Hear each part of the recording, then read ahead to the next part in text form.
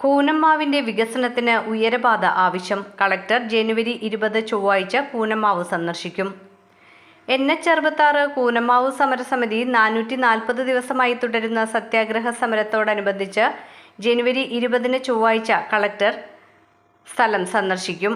കൂനമ്മാവിൽ പില്ലറിൽ ഉയരപാത വേണമെന്ന കൂനമ്മാവ് നിവാസികളുടെ ആവശ്യം പരിശോധിക്കുവാൻ ജില്ലാ കളക്ടറും പ്രൊജക്ട് ഡയറക്ടർ, കോട്ടുവള്ളി, ആലങ്ങാട്, വരാപ്പുഴ പഞ്ചായത്ത് പ്രസിഡന്റുമാരും സെക്രട്ടറിമാരും ചൊവ്വാഴ്ച കൂനമ്മാവിലെത്തി വിശദമായ പരിശോധന നടത്തും. സർവീസ് റോഡിന്റെ വീതിക്കുറവിന് കാരണം അടിപ്പാതയുടെ പില്ലർ മാറിപ്പോയത് ഗൗരവമേറിയ ക്രമക്കേടാണെന്ന് സമരസമിതി ചൂണ്ടിക്കാട്ടി. സർവീസ് റോഡിന്റെ വീതി ഇരു സൈഡും തുല്യമായി വരേണ്ടതാണ്.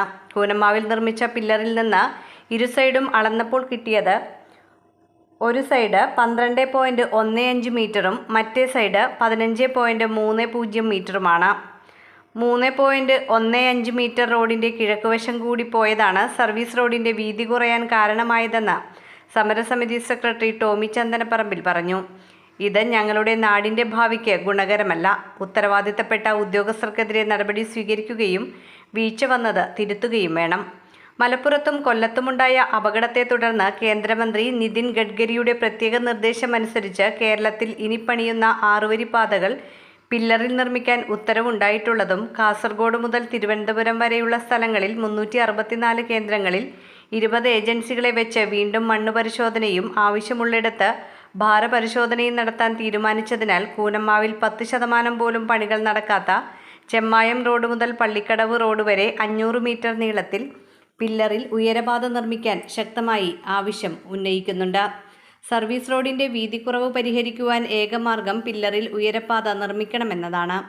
വിദ്യാഭ്യാസ സ്ഥാപനങ്ങളുടെ പ്രഥമ കേന്ദ്രവും ചരിത്രപ്രസിദ്ധമായ തീർത്ഥാടന കേന്ദ്രവും മൺമറഞ്ഞ നിരവധി പുണ്യാത്മാക്കൾ ജനിച്ചു വളർന്ന മണ്ണ് കൂനമ്മാവ് പ്രദേശത്ത് ദീർഘദൂര ബസ് സ്റ്റോപ്പിനാവശ്യമായ ഭൂമിയുണ്ടായിട്ടും പരിഗണിച്ചിട്ടില്ല.